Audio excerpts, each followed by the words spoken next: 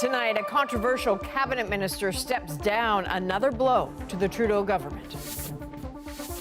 Speaker, the member for Edmonton Centre has stepped down from cabinet to focus on clearing these allegations. Randy Boissonnault, embattled employment minister, quits cabinet after mounting calls for his resignation. The Prime Minister should have fired that guy a long time ago. Fierce winds batter BC's coast. Trees downed, highways closed, power cut to thousands. It was just the ceiling coming in. My first thought was to, cover my wife, get her to the basement. The aftermath of a bomb cyclone. And what is washing up on the shores of Newfoundland? It was gooey and not what I thought it would be at all. A new clue in the mystery of the blobs. From CBC News, this is The National with Chief Correspondent Adrian Arsenault. Thanks for joining us. After weeks of controversy and mounting pressure, Federal Employment Minister Randy Boissonnault is out of cabinet. Boissonnault resigned from the post after intense backlash over conflicting claims about his family's Indigenous heritage and fraud allegations tied to his former company. Boissonnault was the sole cabinet minister from Alberta. His downfall, another blow for the struggling Liberal government. Well, tonight, we can tell you new details about how this unfolded behind the scenes. First, though, Kate McKenna with the resignation and the fallout. Hi, sir. Briefly on Mr. Boissonnault's resignation. Nice to see you guys. The Prime Minister ended his day with one less minister in his cabinet. Randy Boissonnault is out. Now an attack line from the opposition. This Prime Minister in 9 years doubled housing costs, doubled the debt, doubled gun crime, doubled food bank use, and up until a minute ago, he had a minister with a double identity. The member for Edmonton Centre has stepped down from cabinet to focus on clearing these allegations. It was cascading scandals that cost the employment minister his own job. The Prime Minister should have fired that guy a long time ago. We know that his company was applying for contracts claiming to be 100% Indigenous owned when Randy Boissonnault himself has said that's not the case. He's also accused of illegally continuing to run his former company while in cabinet. Edmonton police confirmed they're investigating that company on separate allegations of fraud. Boissonnault denies all wrongdoing. I think it was too long. I think it speaks to the lack of a strong ethical compass by the Prime Minister and the Liberal government. He was also called out for making contradictory statements about his family's Indigenous heritage, first saying some family members were Cree, then Métis, a shift he later apologized for. I want to say unequivocally that I apologize. But with Boissonnault out, Trudeau now has no one in cabinet representing Alberta. His former cabinet colleagues offered warm words. Both he and the Prime Minister obviously came to a decision, and I can only but respect that decision.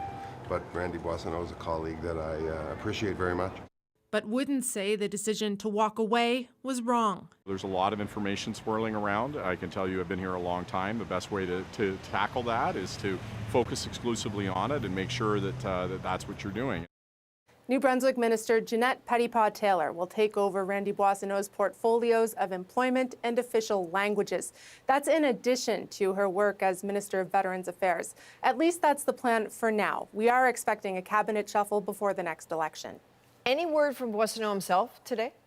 For now, he's not speaking, but a statement from the PMO says his focus is on clearing the allegations made against him. That leaves Boissonnault without a cabinet position and Trudeau without an Alberta minister. All right, Kate McKenna in Ottawa. So next, let's bring in Power and Politics host David Cochrane. So David, it's pretty clear Prime Minister Trudeau felt he had to act right now. And I gather you've been talking with your sources about how he came to that decision. Yeah, the sense I have from talking to people, Adrian, is that the Prime Minister couldn't really act until today. This story goes back a while, but it really built a critical mass over the last number of days. And those were days in which the Prime Minister was in South America at a number of international summits meeting with world leaders. So he didn't get back until late last night, got fully briefed in today, and here we are. Randy Boissonnault is out of cabinet as the quite frankly, the people around the Prime Minister said to me they have no idea what was coming next, and it was just time to cauterize that wound. The challenge they have now is they have no Alberta cabinet minister, and the only other option for them is George Chahal, who is a Liberal MP for Calgary Skyview. In normal times, that's an automatic pick. The problem is these aren't normal times because just a few weeks ago at that very emotional caucus meeting about the Prime Minister's leadership, Chahal was one of the MPs who stood up and said Justin Trudeau has to go. So it's going to be tough to promote him into that vacant Alberta cabinet post. And so, I mean, in the spirit of that, what are you watching for next? Well, when does the Prime Minister do a larger rejigging of the cabinet? We know it's been coming. They've got 2 ministers, Anita Anand and Jeanette Petitpas-Taylor, doing double duty with multiple portfolios. They have 4 ministers not running again. They do want to freshen it up to get ready for the next election, but also to respond to Donald Trump. So the clock is ticking on that, maybe not before Christmas, but they want the new team firmly in place before the inauguration in January because they want to go there in numbers and connect with the appropriate people. All right, David Cochrane in Ottawa. Thank you. Thank you. The Prime Minister is expected to make an announcement Thursday on affordability. Tonight, the NDP says it's been told by the Prime Minister's office what that announcement will include. The NDP says the Liberal plan features, quote, a winter GST holiday on a number of items without specifying what those items are. Jagmeet Singh says his party will vote in favor of the temporary measure, but he says the move falls short of his promise to remove GST from essentials and monthly bills if he is elected Prime Minister. To BC now, where a powerful storm known as a bomb cyclone whipped through parts of the province, knocking down trees and knocking out power. Lindsay Duncombe now with the extent of the damage and why this cyclone was particularly powerful. The wind was howling when this tree crashed clear across Chris Dixon's roof. We couldn't hear the crack over the sound of the wind. And it was just the ceiling coming in. And my first thought was to, cover my wife and get her to the basement. But yeah, it was definitely scary, and we're lucky.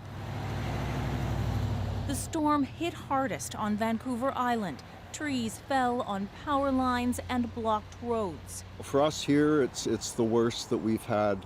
We've had other bad storms, but as far as trees down, this is the worst. At one point, 270,000 households lost power throughout the province. There were problems across the grid. Check out this surge in downtown Vancouver. The storm peaked at night, but persistent wind throughout the day complicated efforts to get the power back up and running. Given the intensity of the storm, which we could all hear and see, I suspect it's going to be a while before things are back to quote-unquote normal in Nanaimo. The weather pattern is called a bomb cyclone. It happens when pressure drops fast. The pressure in the center of the storm was similar to what we'd expect to see in a major Category 3 or Category 4 hurricane. We don't see that off the west coast. Off northern Vancouver Island, wind gusts were measured at 170 kilometers an hour. That creates massive waves. BC ferries didn't sail for much of the morning. We need to make these decisions to really balance how do we keep people moving, but how do we keep them safe? In the United States, the storm was deadly. 2 women in Washington state were killed by falling trees. One while taking a shower, one in a homeless encampment. As bad as this was, Adrian, the center of the storm was actually out over the ocean. It did not make landfall, so things could have been much worse. And Lindsay, the question that always comes up with a storm like this is how, if at all, is this linked to climate change? Well, it's too soon to make an official link. It certainly will be studied. This is different from a hurricane. We know with those storms, they are intensified because of warmer water. Bomb cyclones haven't been studied as much, although there is evidence that patterns like this are moving further north. All right, Lindsay Duncombe in Vancouver. Now to some breaking news. Donald Trump has announced his pick for ambassador to Canada. Former Republican Congressman Pete Hoekstra. Hoekstra served as U.S. ambassador to the Netherlands during the first Trump administration. First elected to Congress in 2006, he was a founding member of the Republican Tea Party Congress. Trump says Hoekstra will help him put America first. Well, the U.S. and Canada have closed their embassies in Kyiv out of fear of being bombed. During more than 2 years of Russia's deadly, destructive invasion of Ukraine, that is exceedingly rare. But as Chris Reyes explains, it comes as Russia faces new threats from the West as well. Air raid signals could be heard in the Ukrainian capital of Kyiv all day, triggered by warnings of a significant attack. The threat prompted the U.S. Embassy to shut down. Canada and other countries followed suit. I can't get into obviously the specifics of the threat, but it's something that we always monitor closely. We take the safety and security of our personnel it's very important to us. No attack materialized. Ukraine's military intelligence called it an intimidation tactic. Normal operations at the embassy will resume Thursday. The latest threat came after back-to-back Ukrainian strikes on Russian territory with U.S. and British-supplied missiles for the first time. This strike hitting a command post in Kursk region, according to Kyiv. And the Biden administration is sending more support, including anti-personnel mines, which are banned by many countries. Later today, the White House will be announcing additional security assistance for Ukraine worth up to $275 million to meet critical battlefield needs. Some Democrats worried about the Trump administration, applauding the rush of weaponry. The Biden administration for the next 2 months need to be MAGA-proofing Ukraine. All of this a signal of escalation from the U.S., said Russian Foreign Minister Sergei Lavrov. Russia has warned it will respond strongly, all while President Vladimir Putin has said he's open to talk about a possible ceasefire in Ukraine with the Trump administration. Chris Reyes, CBC News, New York. So Putin says he will talk ceasefire with Trump, and Trump has said for some time now that he can end this war very quickly. So how could that happen? Our correspondents are here to break down what that would mean in just a few minutes. Well, there's been a reversal tonight from the Parole Board of Canada. It now says it's working on accommodating the families of Paul Bernardo's victims. As Thomas Daig explains, this comes after outrage that they were barred from attending the notorious serial killer's next parole hearing in person. In this Quebec prison, where one of Canada's most notorious killers is serving a life sentence, the families of Kristen French and Leslie Mahaffey may now be allowed to tell their daughter's murderer about their lasting grief in person. To, figuratively speaking, look at Paul Bernardo in the eye, be present before the panel. They don't want this to be sanitized through a computer screen. Serial rapist and killer Paul Bernardo is set to appear next week for a parole hearing, where families will deliver victim impact statements. But the girls' loved ones were shocked to hear at first they'd be allowed to face him only by video link to ensure safety and security, according to their lawyer. I know those families and those victims. I disagree with the decision made by the Parole Board. Why is it that offenders' rights are being put before the rights of victims? On Parliament Hill, pressure mounted all day for the government to act and for the Parole Board to reconsider. The minister could intervene to allow the victims to speak up. Why does he keep protecting Bernardo from the victims? The leader of the opposition knows full well these are decisions taken by the Arm's Length Parole Board. At his parole hearing in 2018, Bernardo heard the families in person. Then in 2021, they appeared virtually due to the pandemic. Wednesday evening, the Parole Board announced it's working to accommodate the in-person presentation of statements for those victims who wish to do so. Last year, Bernardo was quietly transferred from this maximum security prison to a medium security facility. I would guess that they don't have the same kind of staffing that would allow family members to come into the institution safely. The Parole Board of Canada hasn't explained how it now plans to address its unspecified safety concerns. Bernardo will ask a panel to grant him parole next Tuesday. Thomas Daig, CBC News, Toronto.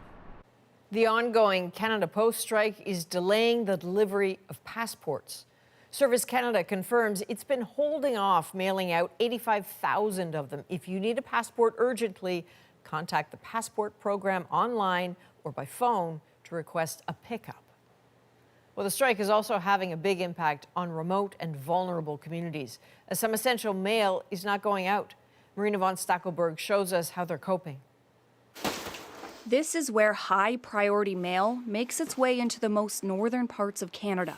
These planes normally fly into Yellowknife filled with Canada Post letters and parcels. Not anymore. The Canada Post strike is having a huge impact in northern Canada, and it's monumentally more difficult to move stuff it is than down south. This is a major and complicated operation. From Yellowknife, small passenger planes transport mail to communities in the Northwest Territories. Some of those places, only Canada Post will go. It's a huge logistical thing, and Canada Post really is the only people doing it. FedEx, UPS, all these major companies, they have ways to do it, but Canada Post is an essential service for all the communities of the North. Across the country, charities like the Ottawa Food Bank are missing out on the fundraising they need to do right now through the mail. It's money they'll use for the next year to help vulnerable Canadians. It's a huge proportion of what we receive. Most donations come in over the holidays. The food bank still collects millions of dollars by mailing out requests for support. Even if they are not giving directly through the mail, often the mail that they receive prompts them to go online and make a donation. While most Canada Post workers are on the picket line as negotiations continue, some are delivering federal government support checks, pension, old age security, and the child benefit. We make sure, which is something that CUPW and Canada Post has agreed on, and we're happy to do it, because we have to do it, is deliver their mail. So they will receive definitely their welfare.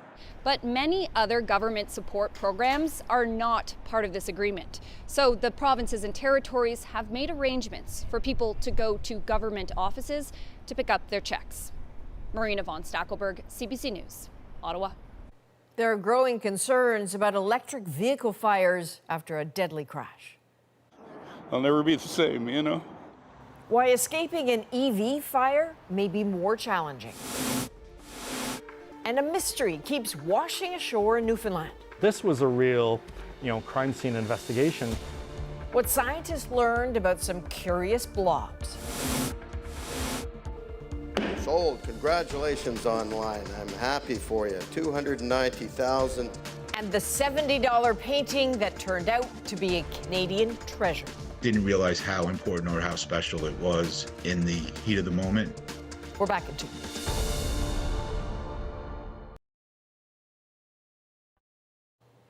There are questions about the safety of some electric vehicles after a recent crash in Toronto killed 4 people. Lisa Shing shows us why people are focusing on the electric door locks and the risk of fire.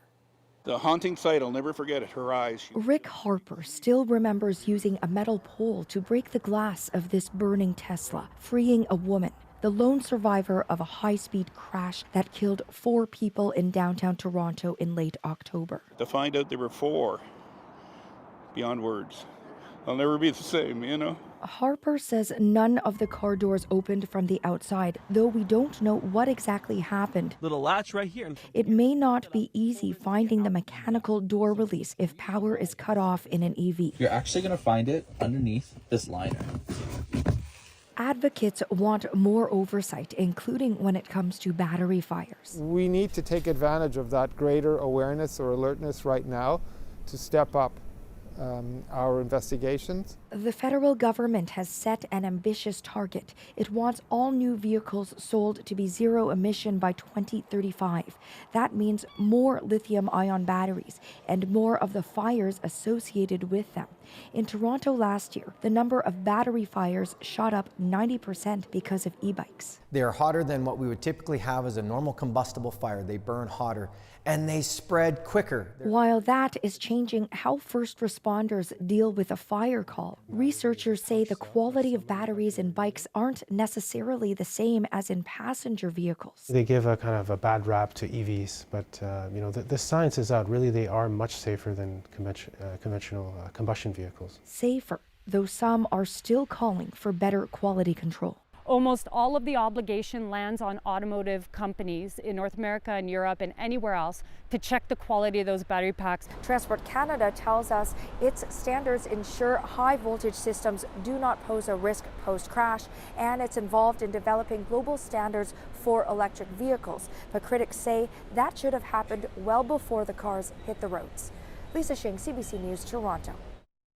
The Calgary Zoo says it's now determined human error is to blame for the recent death of a 2-year-old gorilla.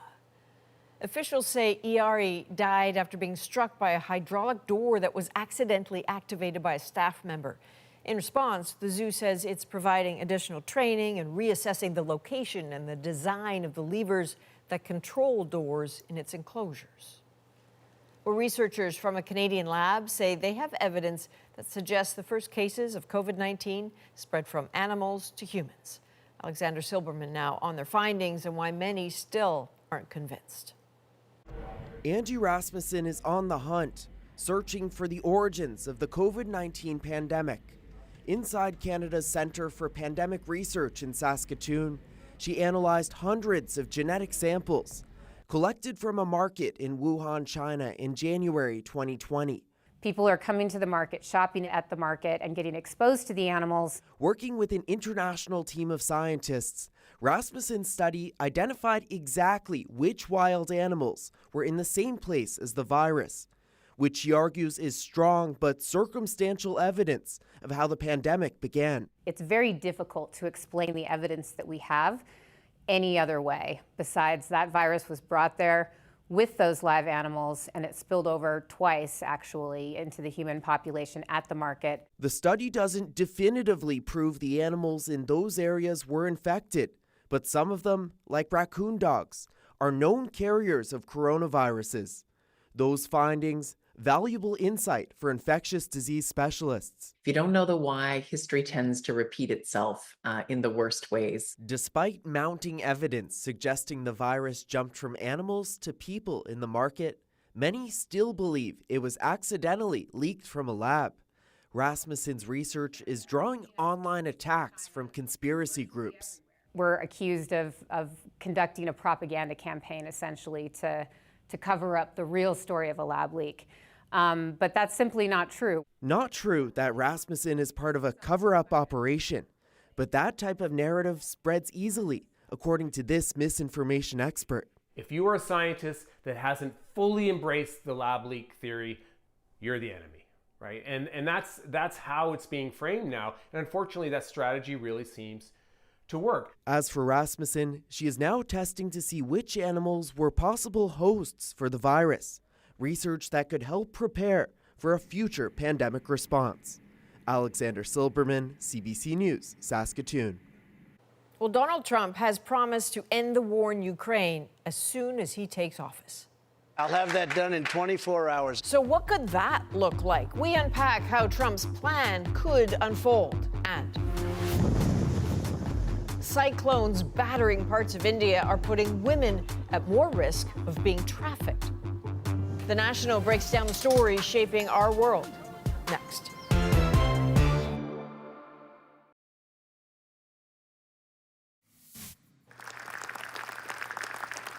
Rust has made its world premiere at a Polish film festival 3 years after the fatal on-set shooting of cinematographer Helena Hutchins.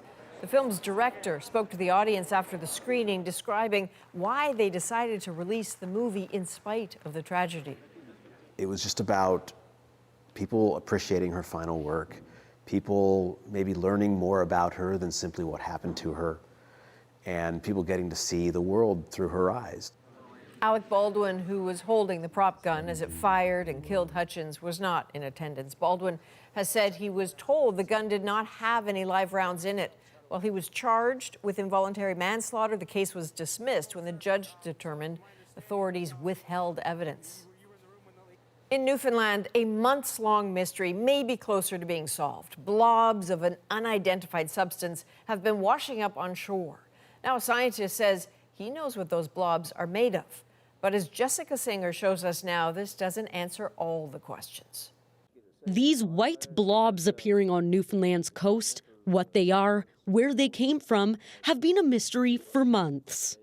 This was a real, crime scene investigation type of approach where we've got this material, we're really going back to basics. Scientist Chris Kozak and his team say they have an answer. The substance is man-made. They say the blobs contain polyvinyl acetate, or PVA, a chemical that's often used in glue. They also contain a kind of synthetic latex rubber. These strange white blobs have been washing up on Newfoundland's shores for months, and there's still many questions about them that remain unanswered. The blobs were discovered in Placentia Bay on Newfoundland's east coast, just north of shipping lanes that connect North America with Europe. Where is it from? Did it come from a plane? Did it come from a ship? Stan Tobin has lived in the area his whole life. He'd never seen these white, sticky blobs before. Now, he says he's come across hundreds. It looked like styrofoam. So I walked down, took a look at it, and it was gooey and not what I thought it would be at all. There's been a lot of theories about the blobs. Some said it could be congealed fat or bits of human waste. Others have claimed it could be whale blubber. Kozak says these theories have been disproven. Scientists with Environment and Climate Change Canada are also trying to figure out what these blobs are made of and whether environmental legislation has been violated. Kozak says the blobs are potentially part of a bigger environmental issue. It just suggests that there was a lot of this stuff put into the environment that doesn't belong there. It should be cleaned up. It's seen as plastic pollution, it's plastic waste. He hopes someone is able to provide more solid answers to the origins of the mysterious white blobs. Jessica Singer, CBC News, St. John's. Now it's time to break down the news shaping our world. How the ravages of climate change in India make young girls vulnerable to traffickers. They wait until the parents have to go elsewhere in search of work. But first, Donald Trump has said more than once that he will put a stop to the war in Ukraine in as little as a day. I want everybody to stop dying. They're dying. Russians and Ukrainians. I want them to stop dying. And I'll have that done. I'll have that done in 24 hours. I'll have it done. You need the power of the presidency to do it. But is that even possible? And what could this new U.S. administration mean for those caught in the conflict? So here to help break down Trump's plans for Ukraine, we have CBC's Briar Stewart in London, CBC's Paul Hunter in Washington. So Paul, why don't we start with you? Trump has said he wants to end it in a day. How? Yeah, truth is no one knows with certainty, but Trump gave a number of clues in various campaign rallies and speeches recently, and from those clues, there's a fairly straightforward presumption on it. It goes like this. Trump says to Zelensky, that's it. No more U.S. financial or military aid if you keep fighting. You got to stop. And Ukraine's got to give up the land Russia has by now taken. In other words, it's over. To Putin, he says, all right, you get all that land, but then nothing more. And by the way, the U.S. will then lift some of those sanctions. If Putin then says no to a ceasefire, Trump would threaten him with ever more aid for Ukraine at a time Russia can barely afford to keep fighting. The upside to both countries, the war is over, no more people dying. The downside for Ukraine is the map is redrawn in Putin's favor, and no one can say for sure he won't start up again sometime down the line. Trump, meanwhile, gets to keep his pledge to end it and frames himself the global deal maker, but all of it basically hinging on both sides capitulating under Trump's threat, do it or else. Capitulating, that's got to be a rough word in Ukraine. Briar, you spend a lot of time there. You talk with people all the time there. What is the reaction to that possibility and to Trump's claim that he can just end a 3-year war immediately? Yeah, Adrienne, there is quite a bit of skepticism, and that's accompanied by the fear that Trump could, as Paul said, kind of block the supply of weapons and pressure Ukraine into negotiating. But I have to say, we've also talked to people who really are hopeful that Trump follows through, because it's been more than 2.5 years of war and people are exhausted. And I think there is a real worry about where this all could be headed, because you have Russian troops advancing in the southeast of Ukraine at really their fastest rate since the early days of the invasion. And Ukraine's President Volodymyr Zelensky, he spoke to Trump after his election win, and he called the conversation constructive. And he did later say that he thinks the war will end sooner with Trump in the White House. Now, when it comes to Ukraine's other allies, I did speak with the NATO Secretary General recently, Adrienne, and I believe you have part of that interview. Yeah, we do. This is just a little bit of your conversation with Mark Rutte. Well, Donald Trump was the president who really started anew after it was initiated in 2014. When he became president in 2017, he really invigorated the whole debate about defense spending.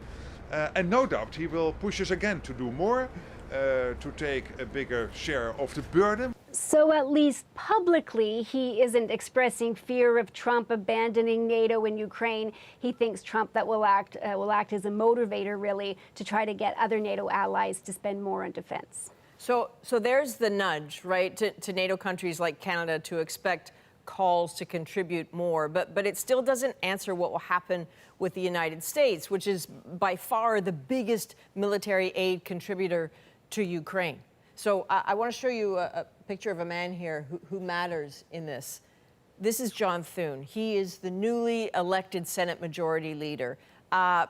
He also has some sway over what happens in Ukraine, at least when it comes to funding. I guess this is a reminder, Paul, that it's not always all about Donald Trump. Yeah, John Thune will be a very powerful person in the new U.S. Senate. In the past, he's supported the need for U.S. aid to Ukraine, but effectively speaking, he'd need full congressional approval on that and, as well, presidential sign-off. So it's complicated for him. Besides, don't ever underestimate the Trump effect on how Republicans behave. Senator Marco Rubio, for example, Trump's picked to be Secretary of State, used to support aid for Ukraine. His view now, there needs to be a negotiated end. Look, Trump is a force right now, so it's hard to see any in his party going against his will on this. Meanwhile, Joe Biden still has 2 months to go in office. Let's not forget that. We saw his move this week allowing Ukraine for the first time to fire U.S. missiles into Russia and the fallout from that. So at least for the moment, Biden plays a role in Ukraine as well. Paul, on that point, I want to call up a clip here from Russian politician Maria Butina on that very point. Have a listen. The involvement of NATO might mean a serious conflict that will be a danger for the whole world. Okay, just a short clip there, but Breyer, clearly the Kremlin, is not mincing words there. Where does all this leave Trump's plan to end the war? Well, I think it's hard to say exactly because Trump hasn't given any specifics on what he would propose. But I will say that it's pretty clear that the Kremlin is sending out messages through Russian state media and Western publications, basically outlining under what conditions the Kremlin and Russia might consider a peace deal. In fact, today Reuters ran a report saying that Vladimir Putin would agree to some kind of deal, but wouldn't give up any Ukrainian territory and would insist that Ukraine doesn't join NATO. Well, of course, these are non-starters for Kyiv. So with two seemingly entrenched positions, it's hard to see where this leads. I will say that Vice President-elect J.D. Vance has outlined somewhat of his vision for how there might be an agreement. He talked about a scenario where there would be a demilitarized zone in Ukraine and the conflict would be frozen along the front lines. But even today, that's something that the Kremlin said it would not support. Yeah, and if I can just jump in, because then there's the relationship between Trump and Putin, well documented, but for so many, still a complete mystery. Despite all the investigations, lots of people still wonder if Putin's got something on Trump or if it's simply the case Trump admires Vladimir Putin. Either way, it's clear they have a relationship. That new Bob Woodward book recounts a story, unproven, that Trump secretly sent Putin COVID testing machines for personal use at a time Americans were desperate for them. I mean, what accounts for that, right? There's certainly evidence Russia tried to rig the 2016 election in favor of Trump, and again this year. And on Ukraine, Trump called Putin's invasion genius. I mean, their relationship and what it means to the world and Ukraine remains a puzzler and an unsettling one. Yeah, I think people are going to try to figure that relationship out for a while. But Breyer, last thought to you. Putin also praised Trump when he won this year's election. What do you take from what he said, how he said, and when he said it? Yeah, Adrian, it was a carefully crafted response because the Kremlin came out and said that Putin didn't call to congratulate Trump after the election, unlike other world leaders. But Putin's reaction came the day after while he was speaking at a forum. And during a question and answer session, he praised Trump. He called him courageous, saying that he acted manly in terms of how he responded to the attempted assassination. And he has said basically that he respects Trump's desire to try and rebuild Russian relations and solve what Putin calls the Ukraine crisis. All right, Briar Stewart, Paul Hunter, thank you both. You're welcome. Next, we head to India, where extreme weather is putting more women in danger of trafficking.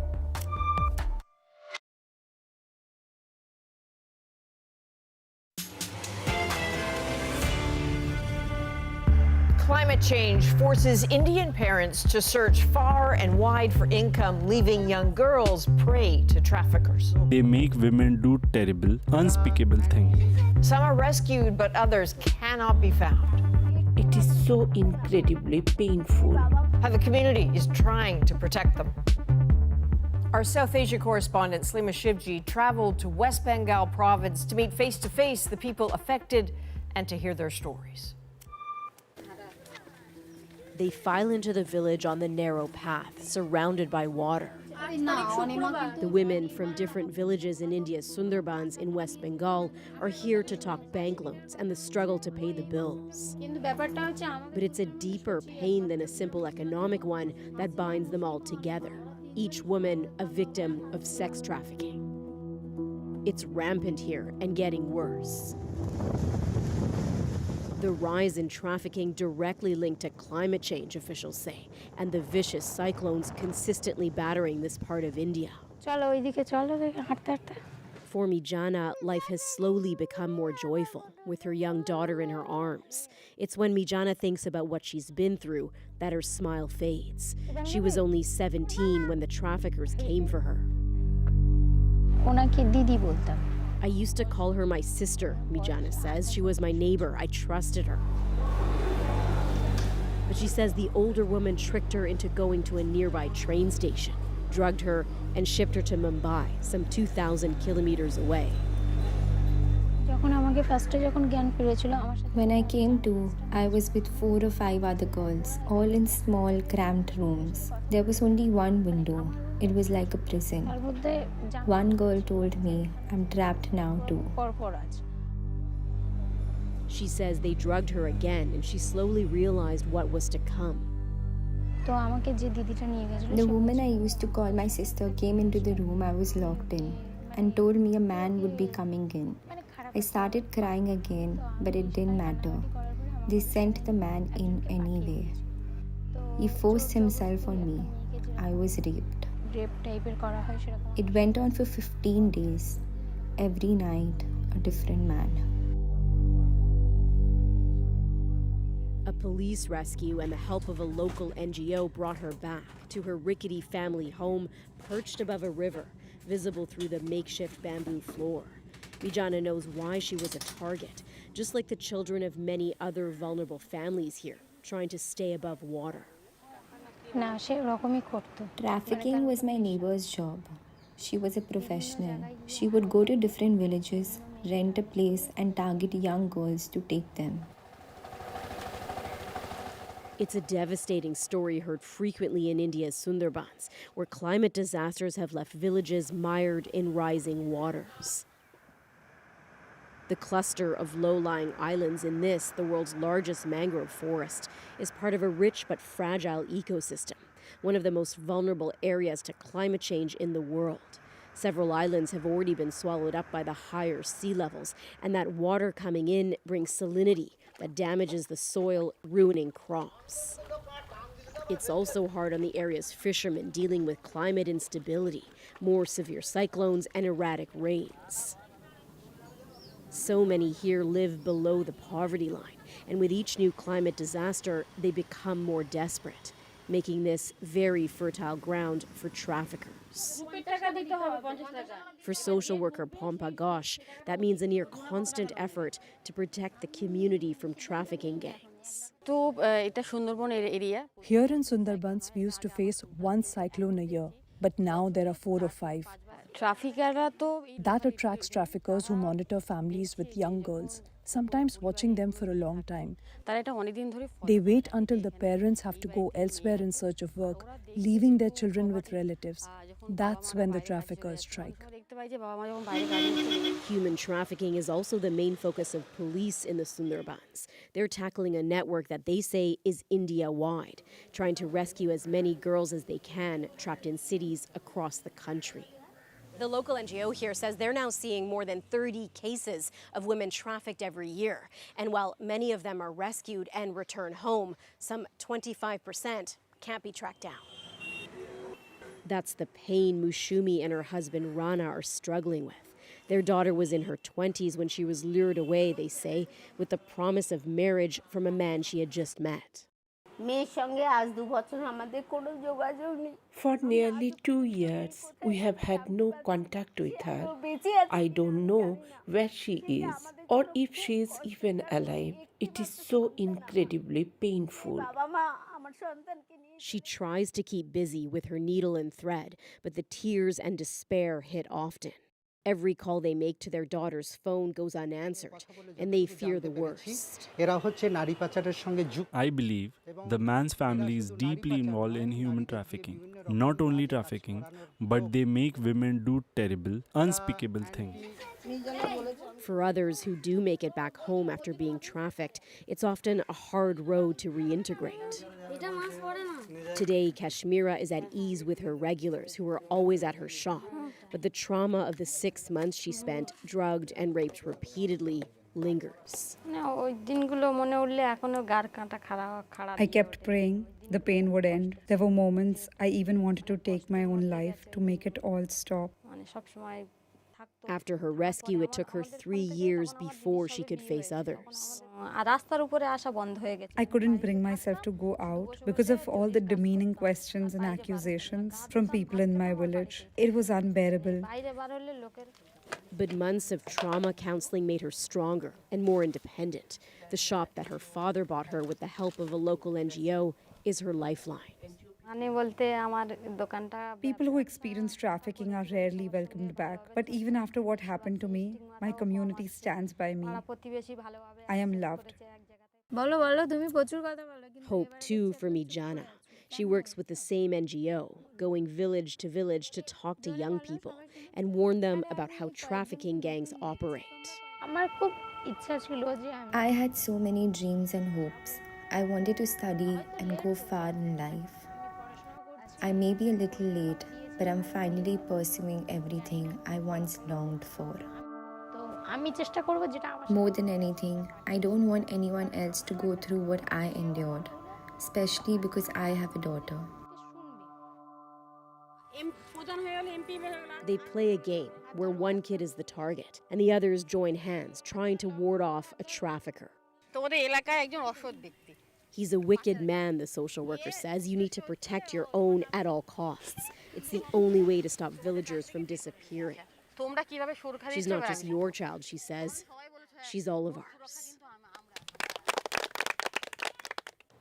Now, officially, around 6,000 people were reported trafficked in India in 2022, the most recent year for which figures are available. But the actual number is likely much higher. So many trafficking cases just go unreported. Well, next, an Emily Carr original bought for less than $100 but sold for hundreds of thousands. Sold. Congratulations online. $290,000 is the price. And the barn sale score in our moment.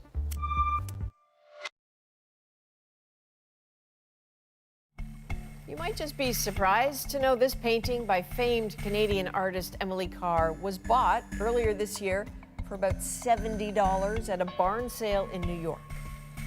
So after learning how much it was really worth, the painting's new owner took it to auction, and tonight the winning bid makes our moment. Sold. Congratulations online. $290,000 is the price. I was alerted to a sale out in the Hamptons. I saw the painting and I pulled it down, put it in my package, It just stood out from everything else that was there. It just was very special. It ended up being about $50 US. Didn't realize how important or how special it was in the heat of the moment.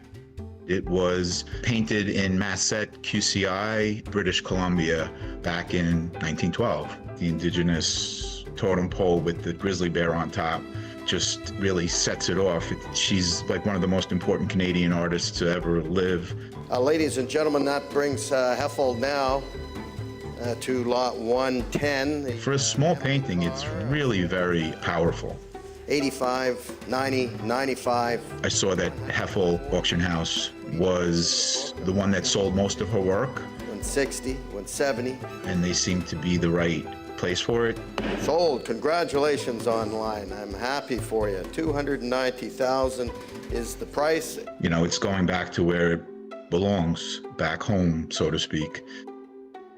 Wow. So what is the story of that painting? It seems that Emily Carr gave it to a friend and her husband in the 30s. They were caretakers who went to New York, to the Hamptons, to look after a large estate, and it hung in that barn ever since. From all of us at The National, thank you for being with us. You can watch anywhere, anytime on the free CBC News app and subscribe to The National's YouTube channel. I'm Adrienne Arsenault. Take care.